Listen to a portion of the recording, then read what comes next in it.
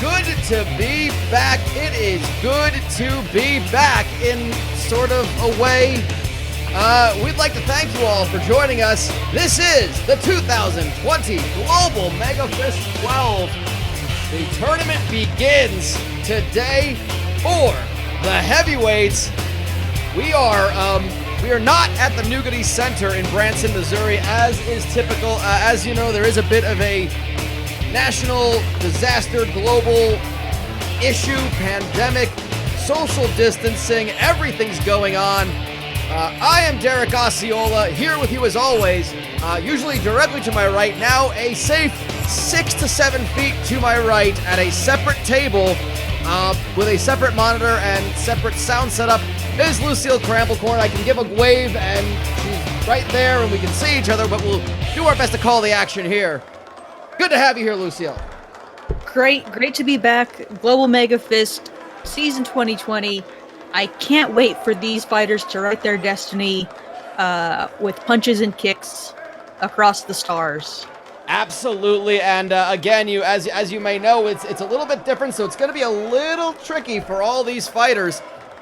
Not only is this a little bit of a different situation, there's no fans, there's a few smattering of production crew and people. We have actually constructed our fighting arena, our 8-sided cage-like structure here in the middle of a vast gymnasium here on the deck of the Atzapatalin. We are currently circling Table Rock Lake just outside of Branson, Missouri, where you might see many other sort of river boats, as might be this one. Does this put us in international waters? I am not at liberty to say that. You'll have to contact our lawyers. However, what I am at liberty to say, Lucille, is we've got a big heavyweight card tonight. It is exciting. I'm excited. We've got a big and beefy card. Oh yeah, big and beefy, no doubt about that. And we are, well, just to start things off, let's talk about the rules of our fights tonight. We'll get to the format eventually. We want to get you right to the action as soon as we can. We'll take a break and give you the explanation of how this all works, as well as this is a very unique tournament, a grueling, almost year-long tournament. All of our fights tonight are amateur mixed martial arts. Because of that, they take 150 seconds. That's 2.5 minutes for 3 rounds. 2.5 minutes each. A 10-point must scoring system is in effect, with the round winner getting 10 points, his opponent getting 9 or less. As always, no to the groin, no hitting the back of the head, and of course, no diggity, no doubt.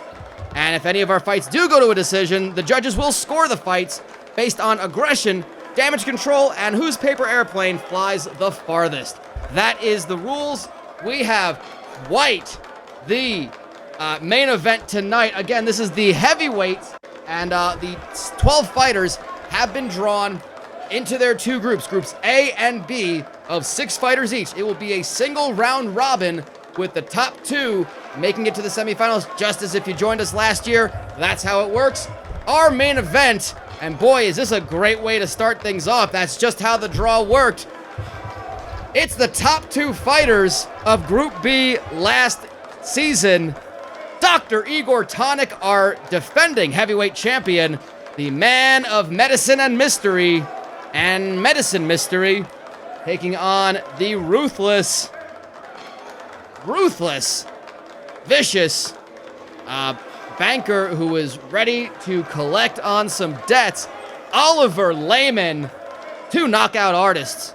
Gonna go to war. They're gonna do war. That's what's gonna happen in 2020. War will be done. We will do war.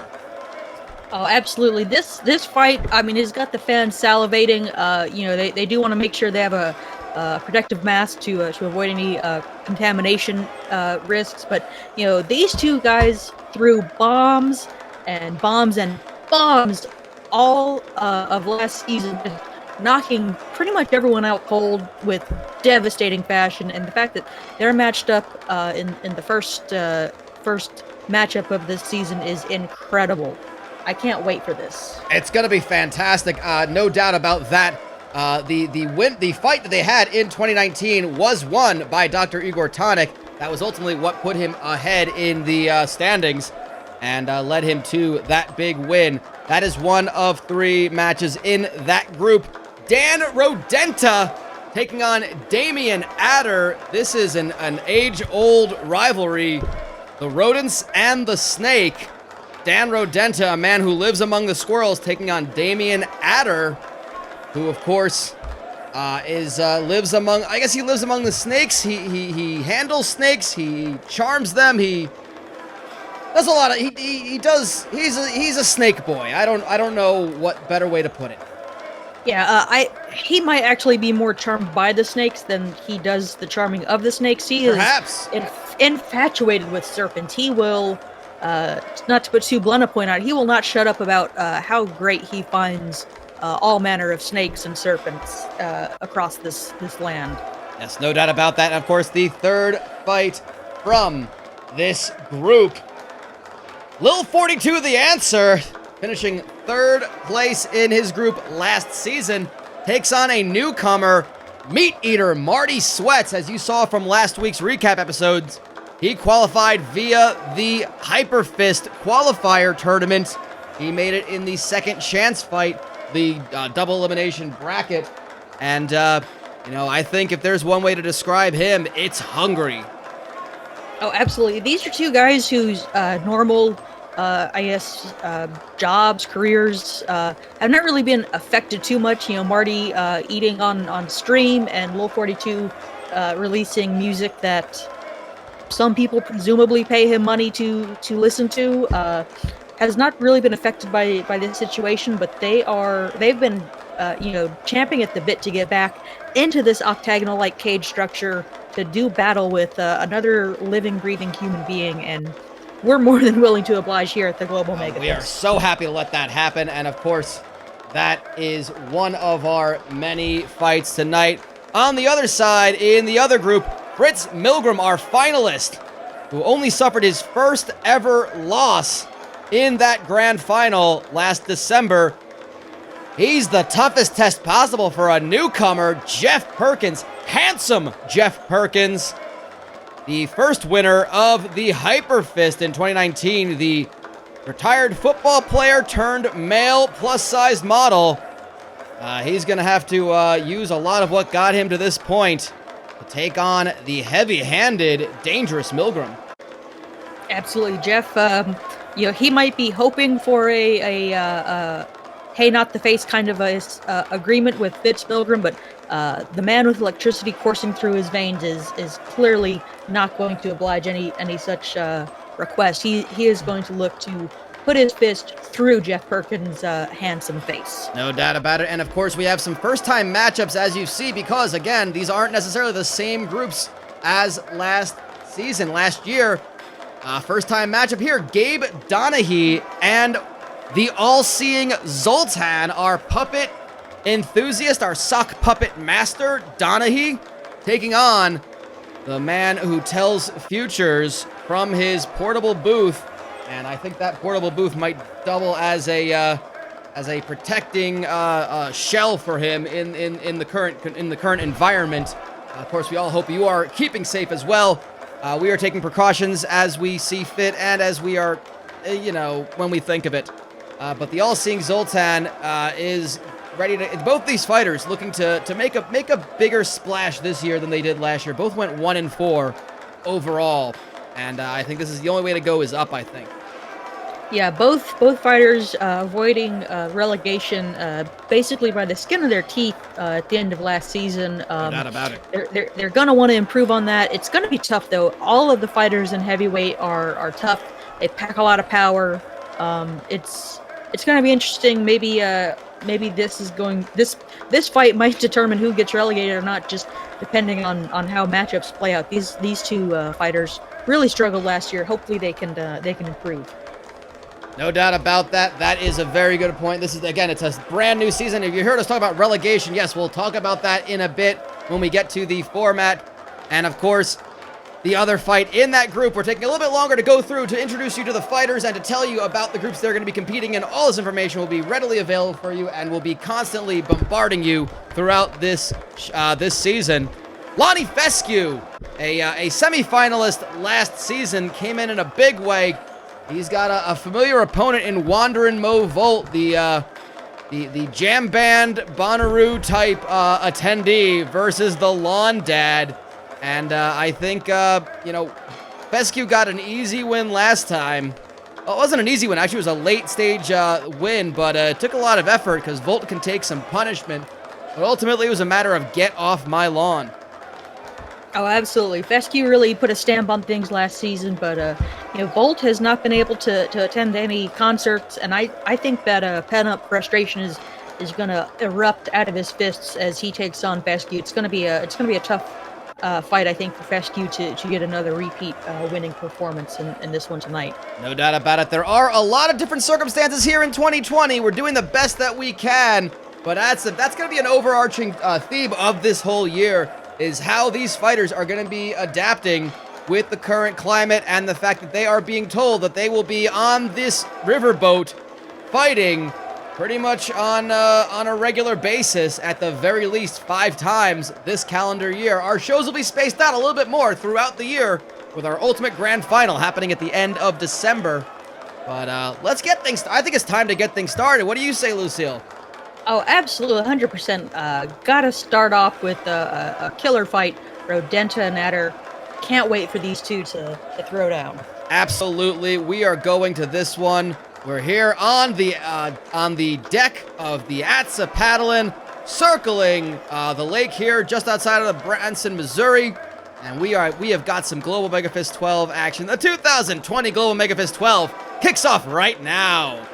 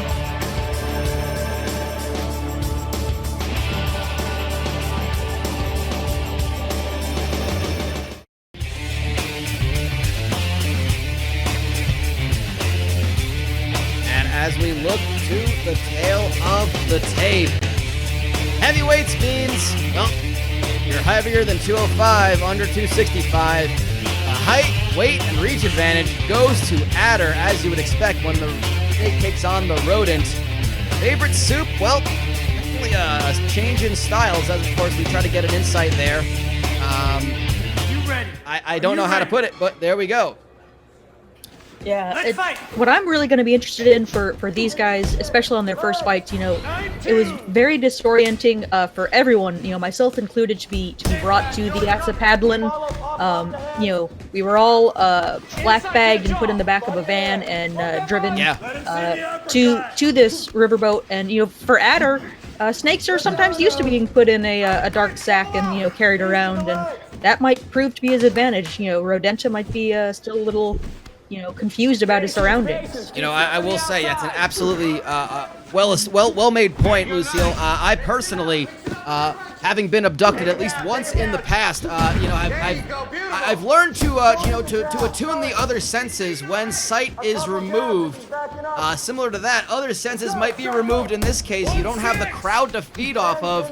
It's a much more muted sort of atmosphere, as there are just other patrons here on the riverboat getting a workout in, trying to practice social distancing, sanitizing, washing hands, and wearing hazmat suits when necessary. But again, Rodenta gets the first real big knockdown, just kind of catches him, just grazes his jaw, but enough to send him to the ground.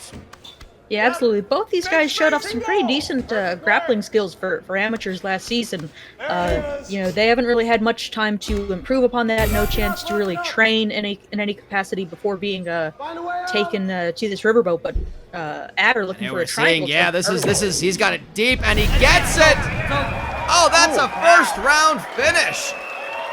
Wow, impressive win for Adder.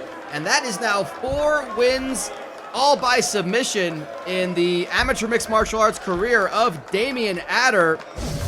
A big 6 points to start things off, and that is how you want to begin your Global MEGAFist 12 tournament. Absolutely, and I think it really goes back to, you know, Adder as the guy familiar with snakes. He knows what it's like to be stuffed into a sack and you know, kept in the dark for a long period of time. Rodenta just couldn't get his senses together in time for this contest. Just as nature had intended it, the snake bests the rodent atop the food chain for now. Adder, a big win after that one. That is how you want to do it, as we'll explain as the night goes forward. If you're not familiar with the Global MEGAFist 12 format, there will be points awarded based on, and bonus points based on how quickly you finish the fight. We're gonna go to our next one right now.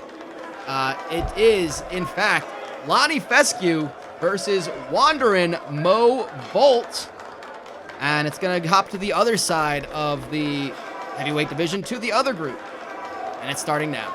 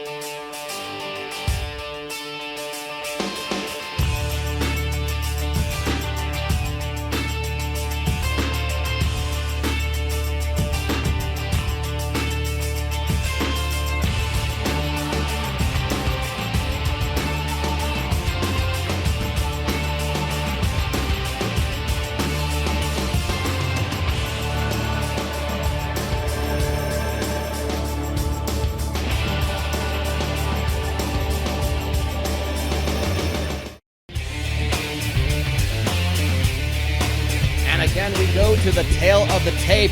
Fescue, Volt. Again, it's a little bit closer.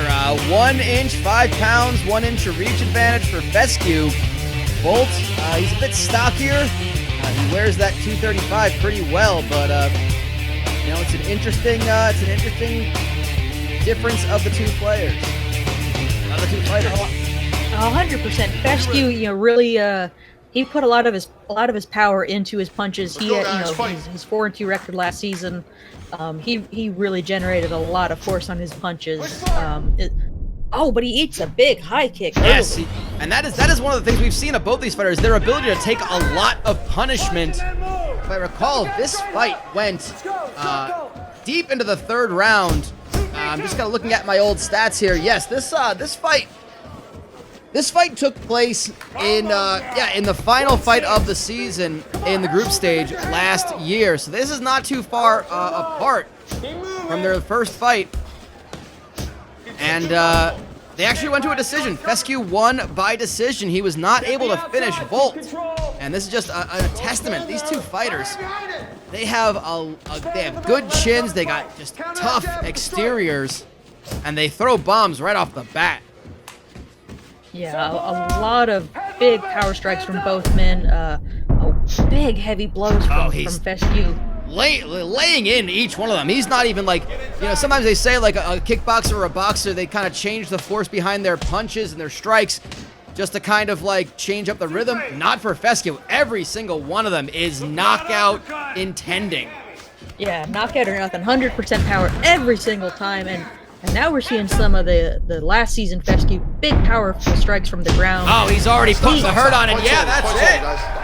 That's a quick stoppage and a big 6 for Fescue. He is right back to where he left off in 2019, getting a first round TKO stoppage, and that is his 4th TKO or knockout victory. And Volt will have to come back stronger in episode 4. Again, they have every 3 episodes will be this division. But for Fescue, he gets the 2nd win against Volt. Yeah, that was dominant performance, and he really last year he had a lot of success when he could get the fight on the ground and just maintain control. He mostly did it on the feet, but he still finished things on the ground in pure Lonnie Fescue fashion. No doubt about that. He absolutely did. But again, it kind of just, now we're seeing these fighters, as they already know what they're good at. If they remember things from last season, that's huge for them. That is so huge for them. And, it's a massive thing. And, we're gonna see how they can learn and how they can adapt after that first year. 100%. There's a lot to be learned. Hopefully, not too much was forgotten, whether from blows to the head or just inactivity for some of these fighters. I didn't even think of that. Actually, that's a very good point, Lucille. That's absolutely a great point to make. But of course, we have another fight coming up. We're not going to stop in just a moment. We're going to stop in just a moment, actually. Coming up in a second is Marty Sweats making his Global MEGAFist 12 debut against Lil 42 The Answer, who is very dangerous potentially. But right now, we're going to take a quick break. If you are new to the Global MEGAFist 12, if this is your first time joining us, thank you. Welcome. And if you're a little confused why we're talking about points, why we're talking about finishing fast, here is a quick explanation of how the Global MEGAFist 12 works and how it breaks down. This is the format explanation, and you will learn what you're watching in the first place. The Global MEGAFist 12 is a grueling competition like nothing ever seen before in mixed martial arts. First, the 12 fighters are drawn at random into 2 groups of 6 fighters each. Each fighter will face off against the other 5 in their group. A win is worth 3 points, while a draw is worth 1. In addition, bonus points are awarded for how fast a fight is won. Winning in the 3rd round is worth 4 total points, a 2nd round win is worth 5, and finishing a fight in the 1st round gets you 6 points in all. After all 5 rounds of competition, the 2 fighters who finish in last place are relegated from Global MEGAFist 12 and must earn their way back in next season. They will be replaced by 2 fighters from the HyperFist qualifying tournament. The 2 5th-place fighters will be matched up against 2 more fighters from the HyperFist qualifiers, with the winners earning their spot in next season's Global MEGAFist 12. The top 2 fighters from each group advance to the semifinals, where the 1st-place fighter from each group will take on the 2nd-place fighter from the other. The winners of these fights will do battle for the championship. It all comes down to one thing: win, and win fast. And the title of Global MEGAFist 12 champion awaits.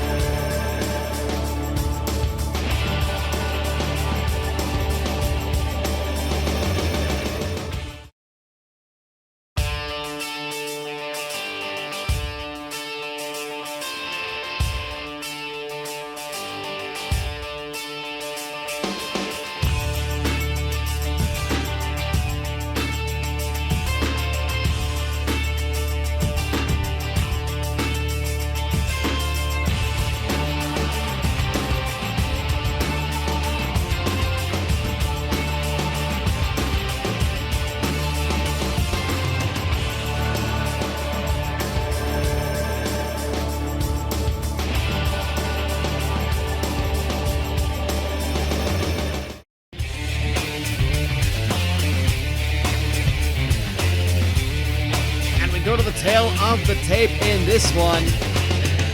Again, very close. Marty Sweats gives up an inch in height to the very tall, very lanky Little 42 the answer. He's got him in weight, but again, being tall and that reach for Little 42 will be just enough. He'll want to keep it at distance if he's smart enough, but who really knows if he is? Yeah, he's had some issues, keeping his chin kind of high up in the air, with that tall frame, just not fighting to his full length, and it's going to be tough against a guy just as big, maybe a little stronger. But I'm really interested to see how Sweats fares. We don't know how good the competition in the Hyperfist was. We didn't really know how good the competition in the MEGAFist, until we saw it. So. Yeah, we now know. We know about these 10 fighters based on last year's performance, so we're gonna get some really instant ideas based on what Sweats can do. Again, for those unfamiliar, Meat Eater Marty Sweats, and you can see that is his stream being advertised on his yellow trunks.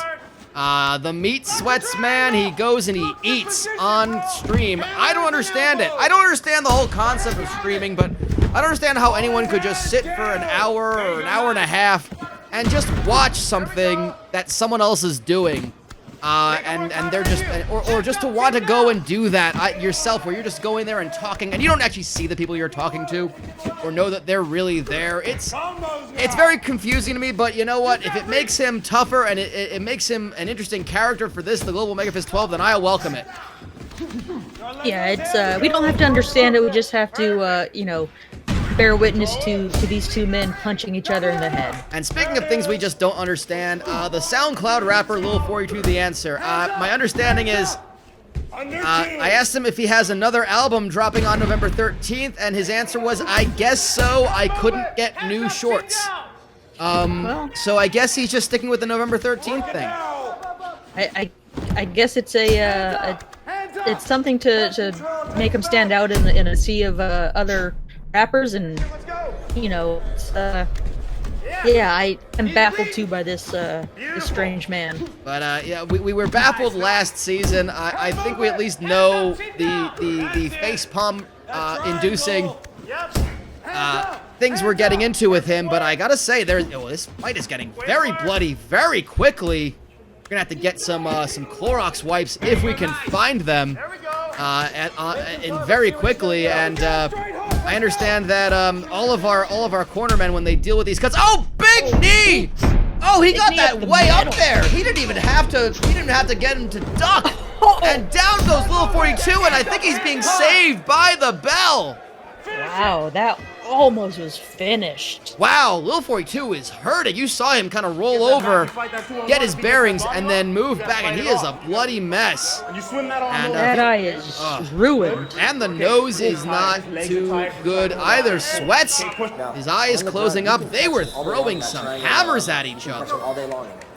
Yeah. Now, what 42's corner is gonna have to be careful is they gonna have to make sure they don't use any of the lake water, whether to rehydrate their fighter or maybe in the ice to kind of reduce swelling, because that's fair. Yeah. That is not any kind of liquid you want in or around your bloodstream. To call it lake water is really being generous.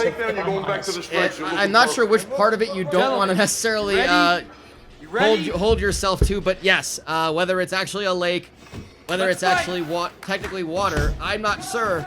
But the other thing, on the other side of that, if you heard any faint screams during the break, that is because all of our cornermen are required to use sanitizer vigilantly before touching anything or treating any cuts, so that high alcohol content is getting right into those cuts, and my God, is that burning like hell.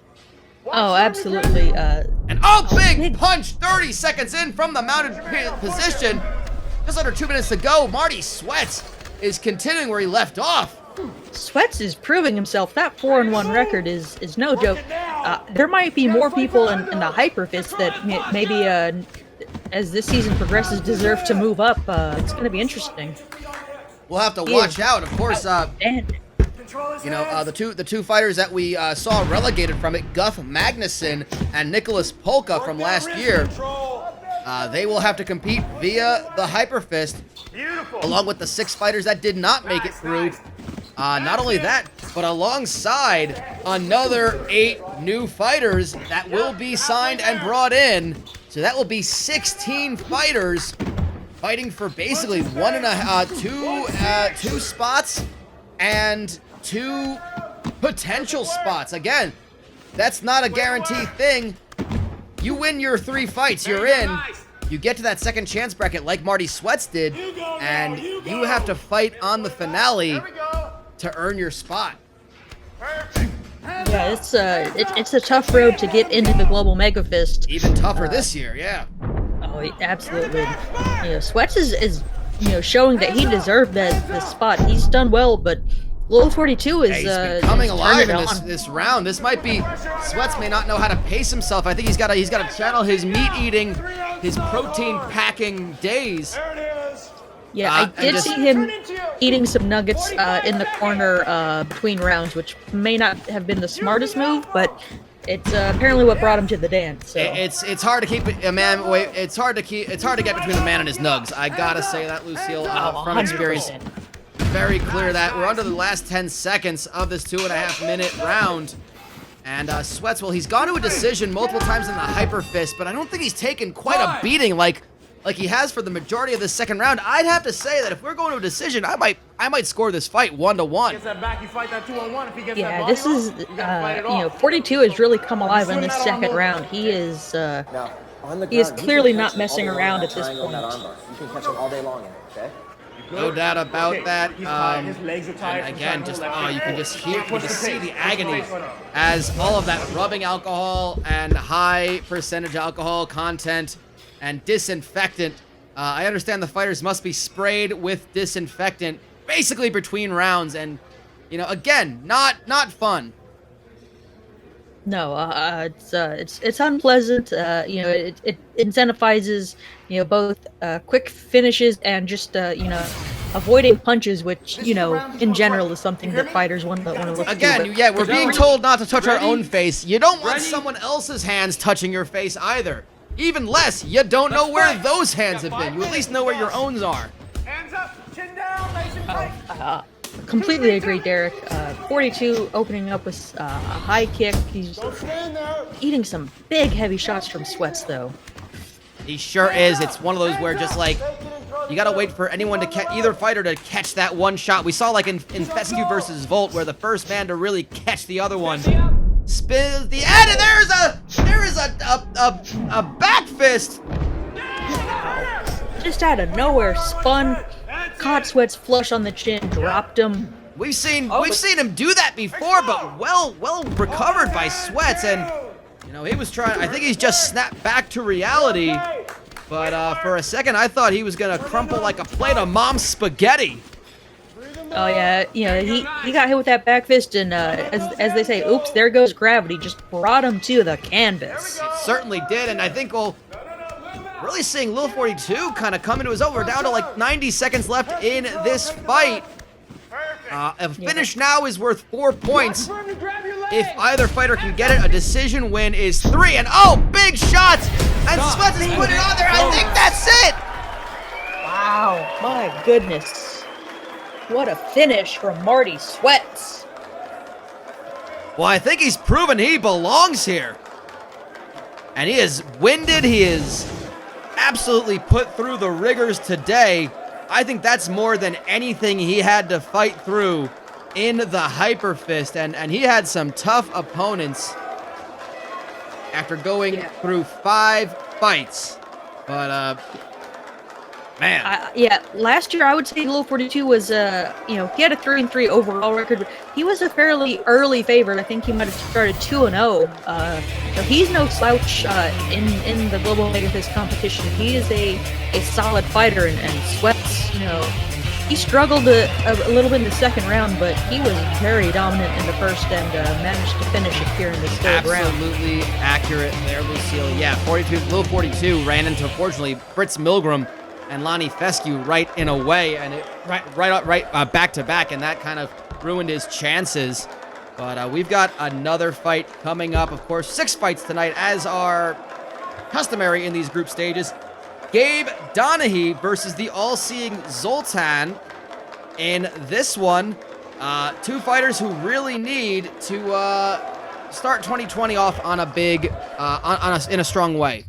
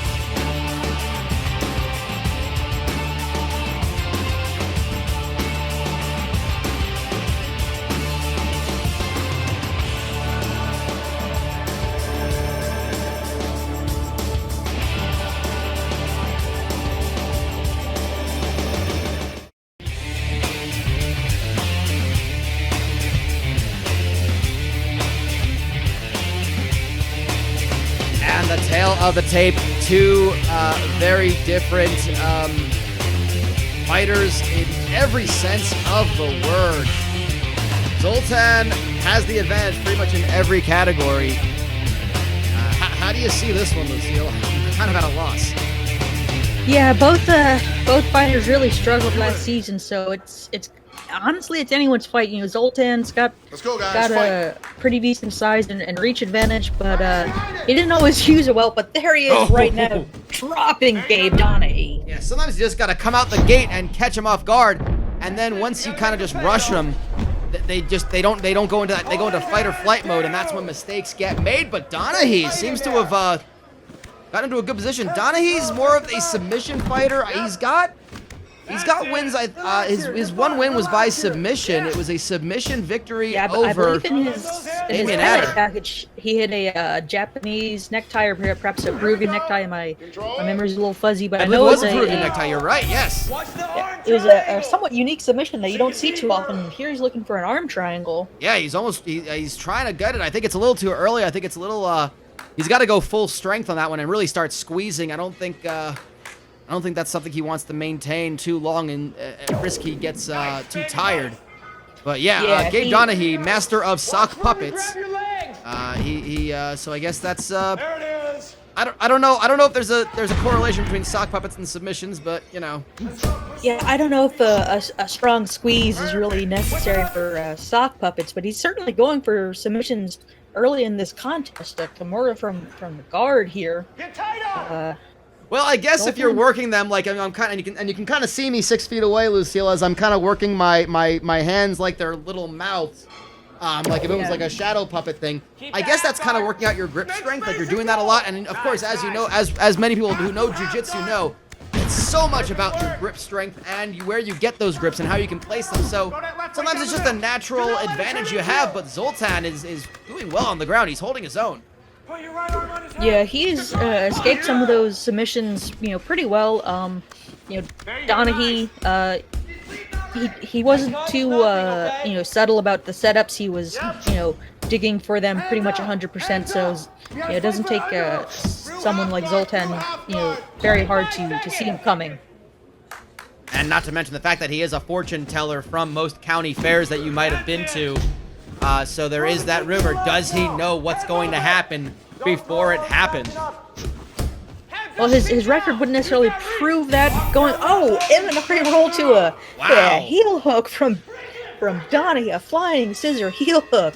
Beautiful technique. I think Donaghy might have been maybe doing some research and watching some stuff. Maybe there's a history of sock puppeteers and in the jiu-jitsu game. I don't know too much about the Gracie family's hobbies outside of just fighting and making things up, but you know, maybe there's some history of it. You know, maybe if someone is you know, maybe wearing a sock that you desperately need for a performance, you know, that kind of scissor leg lock attack is the best way to strip them of their socks, and that's maybe the only thing I can see translating well. Lucille, but, are you telling me, Lucille, this is actually a sock acquisition method?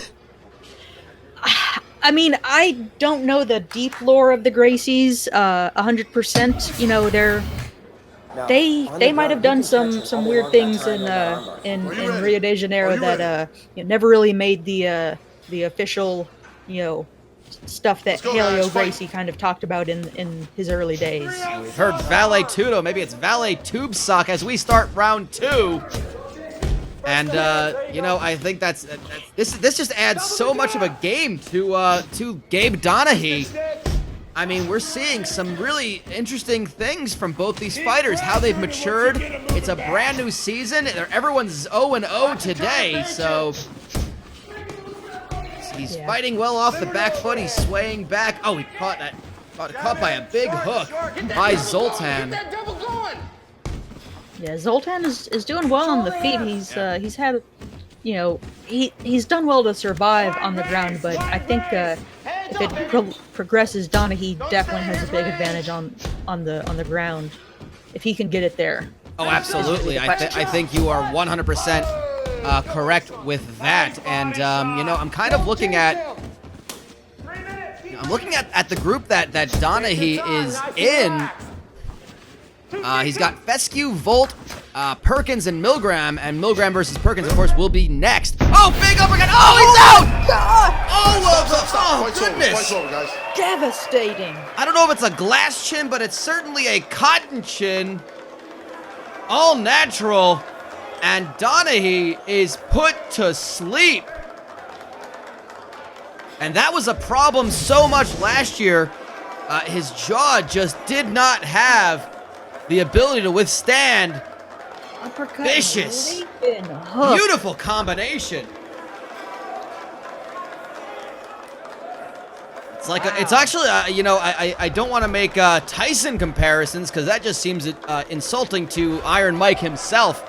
But that uppercut, same side hook, it is a Tyson special. The uppercut knocks the head up and away from the guard, and the hook puts the lights out, and there's a cross ready to go with the right hand just in case he needs it. Zoltan did not need it.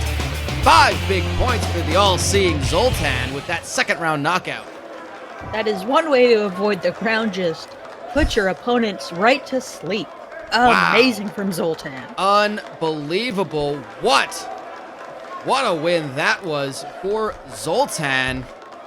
And coming up in just a moment, this will be a very interesting one. Fritz Milgram versus Jeff Perkins.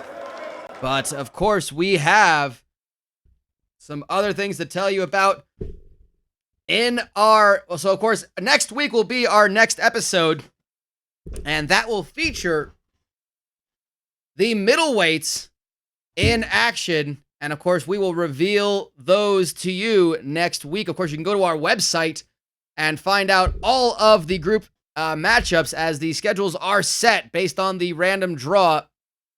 But these are the fights we're going to see on the next heavyweight day, which is May 5th. And it's going to be Donaghy versus Volt, Zoltan versus Milgram, Fescue versus Perkins. Man, we're throwing Perkins right into it with these two fights. Sweats has Layman. Lil 42 versus Rodenta, Tonic versus Adder. Which ones are you circling, Lucille? What's getting your interest? You know, Perkins, I'm interested to see how he handles, you know, of course he's got Milgram tonight, which is a huge task for anyone. And then Fescue right after it, that is rough. Tonic and Adder, those two, you know, that could determine some seeding as we go along. Sweats and Layman, that's going to be interesting too. Sweats also, going in against some tough competition. Top guys from last year early on. That's those couple of fights are going to be amazing. I think. The two fighters that fought that finished first and second in each group last year, and of course they were designed that those 4 fighters would be split 2 per group. As well as the 2 newcomers from the Hyperfist would be split 1 to each new group, and the other 6 were just sorted out other after that. So it's not an accident that there's 2 of the semifinalists in each group, but the fact that it's the same pairings, you might look at that and say, well, I think it's going to be Milgram and Fescue and Layman and Tonic again, and it might be. We don't know necessarily, but I wouldn't go ahead and just make that the automatic thought. But there's going to be some interesting fights and some interesting new combinations this season. I'm excited for it. I think we should get to our next fight. 100%. Let's dive into this next matchup. Milgram takes on the newcomer Perkins in just a moment.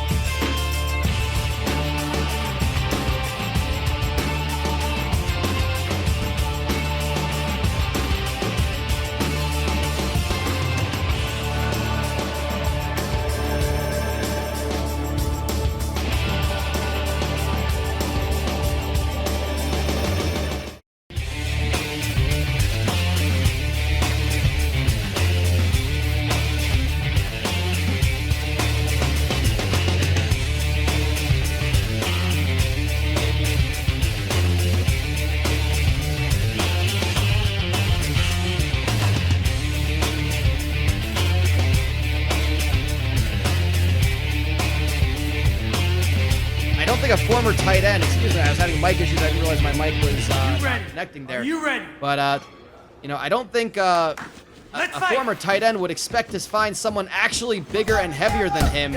But that's what Jeff Perkins has got. He's got a very tough first opponent here. Oh, absolutely. Milgram, he has electricity in his veins and he's got dynamite in his fists. He was knocking people out left, right, and center all last year. But Perkins is no slouch. He is, as the graphic showed, 3-0-1. Did have that interesting draw in he certainly finals. did. Yeah, he had a draw with Granite Grant Plato, and he had to go to a decision in the rematch. But he two decision victories and a 3rd round knockout in the first round for Perkins. So if this goes long, he's got a he's already shown that stamina. So we'll have to see. And Milgram already on the back foot. This is absolutely Perkins' play. He has been doing that. He's been taking them down, wrestling them to the ground and pounding, just gutting it out. Yeah, making people carry his weight is a great technique. A big ground and pound. Yeah, he already just Perkins. caught him with a big punch, and Milgram's already got a turtle. He's eating a lot of shots here.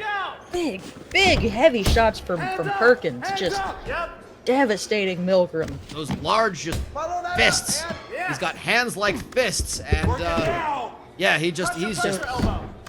Those big soup bones, ham hocks, whatever you want to say, they're just big and weighty and just smashing into. Well, he did say his favorite soup was chunky. I definitely think there's a ham hock in that soup. Oh, goodness. He might just want some gumbo or some jambalaya, That's or he it. can just let a ham hock flavor it up. Head move it. Double up, boom, boom. One Yeah, knee. just absolute power from Perkins. This is Oh, he is dominating on the ground. You know this is, you know, again, when you're a football tight end, a football player, a former football player, a tight end especially, they're usually blocking and they're just getting down and dirty in the line. Turn to a plus-sized male model, you know, he doesn't miss a lot of meals, does he?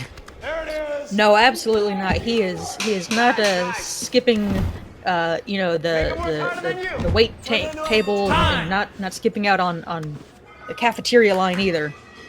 Just very well fed, absolutely. Gets that back, you fight that 2-on-1 if he gets that Now, body off, Derek, you if gotta I'm play not it off. mistaken, Milgram's only lost swing that last year. arm It over. was in the finals, but it was Swing that arm over. an early Good. knockout to Okay. Tonic, if I'm not His mistaken. legs He are kind of tight. just It got was. caught. He kind of push got the caught pace. standing, and On the ground. You I can don't think catch I've him seen all day anyone long, really that triangle, dominate that Fritz arm. You can Milgram catch the him way all day that long, Jeff Perkins okay? had. It's only one round, but still, it's All day long. it's impressive what You're this newcomer absolutely has done. right. This is something we have never seen happen to Fritz Milgram. I mean, he did come somewhat close with that triangle, you know, looking to redeem himself, but this first round is all Jeff Perkins. No doubt about that, and I think if there was actual crowds here, they would be shocked. And I'm sure all of the fans watching at home are gonna have to like kind of rub their eyes and make sure. Well, don't rub your eyes, don't touch your face, wash your hands. But they'd be tempted to rub their eyes and think this was not what they actually saw. Yeah, if you're in disbelief, you know, maybe spritz yourself with water and kind of use a sterilized cotton swab to maybe kind of clean things up a bit. But Fritz Milgram is not going to take this lying down. He is on top of Perkins right now. Yeah, he's kind of just woken up and said, okay, this isn't just some rookie.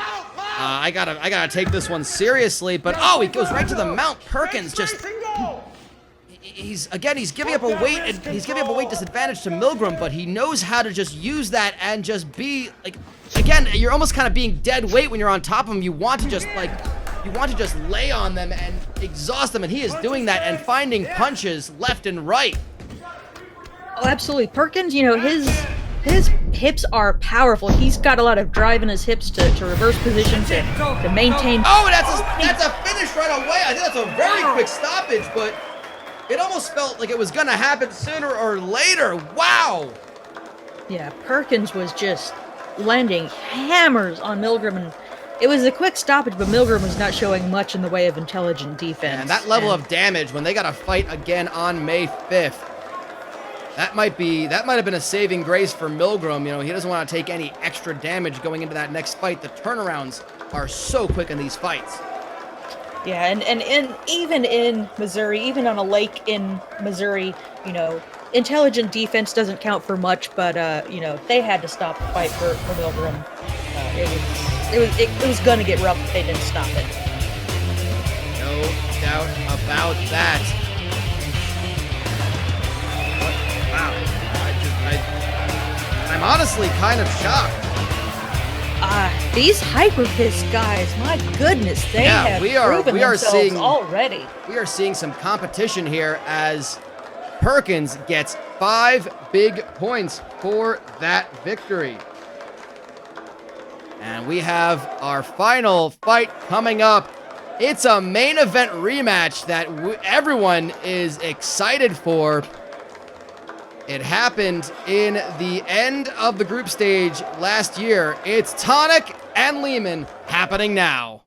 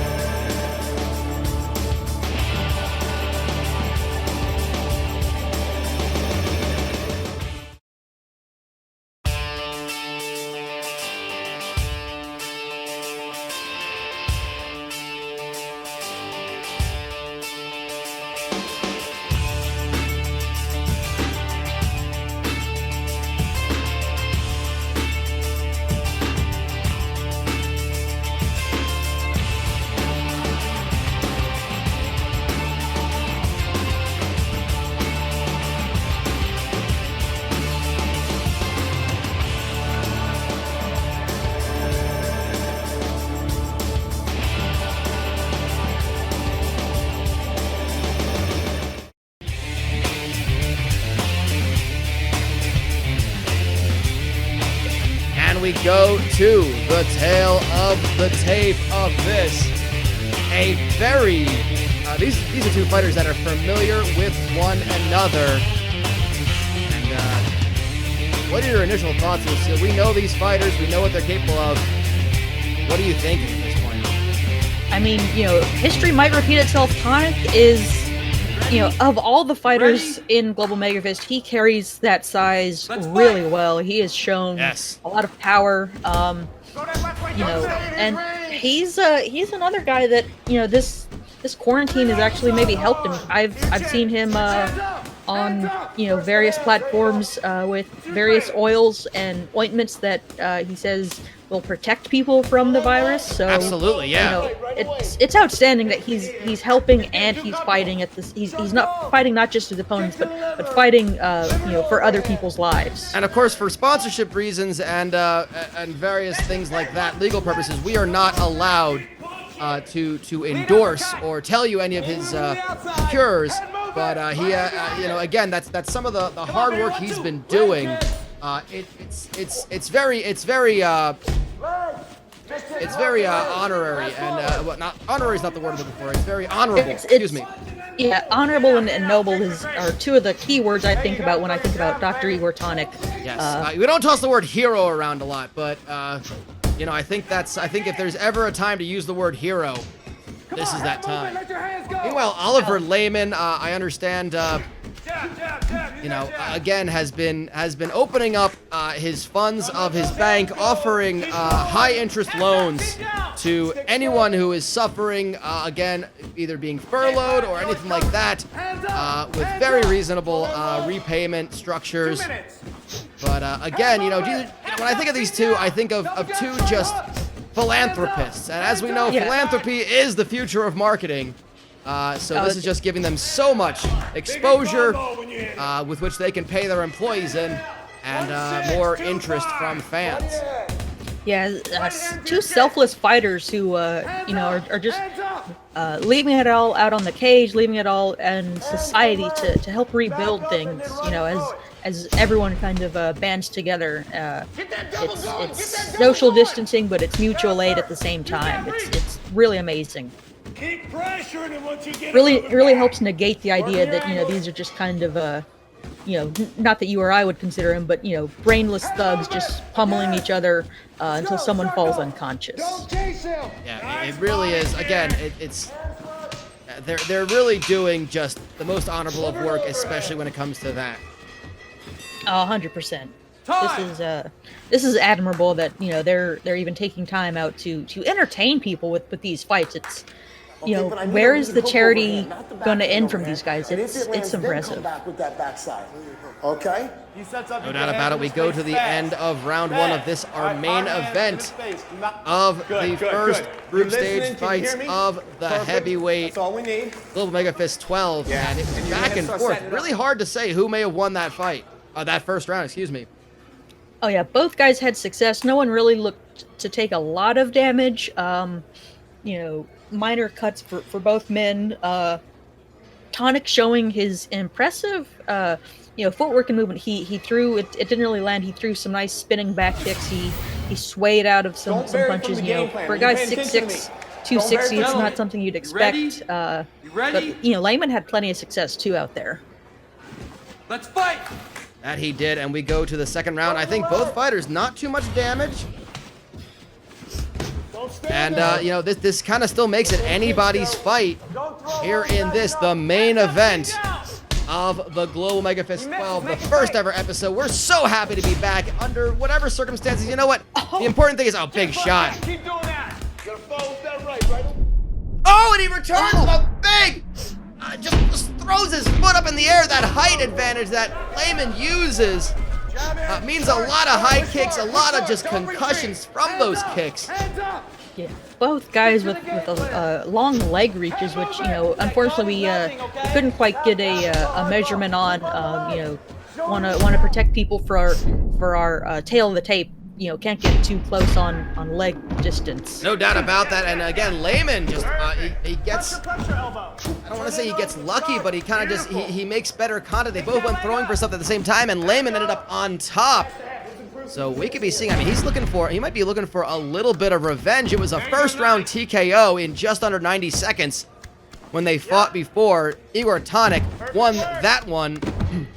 And now the blood is starting to flow. The damage is being worn by both fighters. Nice, nice. Yeah, if there's something Layman wants out of more than anything, it is always the big payback. There it is. And he's looking for it against Tonic in this one as we go into deep into the second Lets round him here. up and just again takes it to standing. I think that just shows Layman's confidence in his ability to just throw hands and legs. And oh! Oh my God! A knockout, and Tonic is down. I think both men landed, but Layman landed cleaner. Wow. You know, I'm looking at my stats here. Tonic had been knocked out before by Dan Rodenta. That was his only loss. And it was a knockout, but my God, that was violent. That was brutal. That was Global Megafist. Yeah, and Layman did just duck under that hook from Tonic, and he landed flush on the chin of the now sleeping Good Doctor. Oh. Yeah, he was able to get that head out of the way. I think it's interesting. Usually you don't want to tell them to throw too wide of a punch. Always a straight line is kind of the quicker path, but in that case, he was able to just get around and make contact. Absolutely, it was perfect technique for the situation at hand, and Layman, he's great at finding the precise method to victory that might not be 100% what you're taught, but it works perfectly. No doubt about that. 5 big points, and probably 5 of the biggest points for Layman tonight. Let's recap our group stage results. Group A. Wow. Lonnie Fescue with a big first round TK over Wanderer and Mo Volt. The all-seeing Zoltan knocking out Donahue in the second round. And Jeff Perkins with perhaps the biggest surprise and the biggest upset of tonight. He got the TKO victory over Fritz Milgram. Wow. That was still hard to process that Jeff Perkins, fresh off the Hyper Fist, coming into the Global Mega Fist and taking out, you look at Group A, and yeah, Milgram, he had to have been the odds-on favorite before tonight's fights. It does kind of open things up. It does make things wide open, doesn't it? I really, it feels like anyone has a chance here in the Global Mega Fist, especially in Group A. Wow. Just wow on that one is all I can say. And let's just see how it looks in the standings. There you see it. Fescue alone at the top. Joined by Perkins and Zoltan with 5 points, and there's our fights for next time. Donahue versus Volt, Zoltan versus Milgram, and Fescue versus Perkins. Top 2 fighters immediately going to battle in our next installment here. Let's head over to Group B. Layman just got that big knockout win, as we saw. Damian Adder with a first round submission, which will put him top of the tables, and Marty Sweats, a grueling, gutsy win, coming in huge with that TKO victory. And that's how the tables look. 6-5-4 for the winners. Adder atop the tables. He takes on Dr. Igor Tonic, who's going to be looking for a win in a desperate way. Next time, Lil 42 versus Rodenta, and Marty Sweats has Oliver Layman. That's a big test for him. Absolutely, and I think Sweats is up for the task. I said it a couple of times tonight, and it's only just because it's such a shock that these Hyper Fist guys are for real. They really are. It is impressive what they've done in just these 2 fights. They have really, planted a flag and said, hey, we're here. The Hyperfest, you can call it a feeder league, but, we're here to eat, buddy.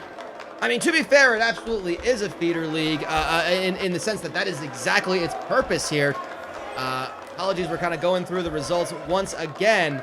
But just to remind you, this is the battles. They will take place next time we will see the middleweights doing battle. The next time we join you in 1 week's time. These fights will be eventually spacing themselves out, but we are trying to cram as much in. All things considered, we want to get caught up as best as we could to our original schedule. But again, we'd like to thank you all for joining us. Lucille, it's been an absolute treat to have you back here, even though I have to be 6+ feet away. It's lovely to see this. It's so good to be back here on open waters, putting on fights. I mean, unprecedented. We have to praise Most Glorious and Honorable Mr. Naga for that one. A brilliant idea for him, as always. Oh, 1,000%. May he reign for 10,000 years. And, you know, I'm not getting paid, but there's no greater quote-unquote job than being on open waters, calling fights with you, Derek. Wait, you're not? We might need to talk about that after. Okay, that'll be something for afterwards. Until next time, for Lucille Cramblecorn, my name is Derek Osceola. This has been the Global MEGAFist 12. We'll see you next week. Until next time, good night from the open waters.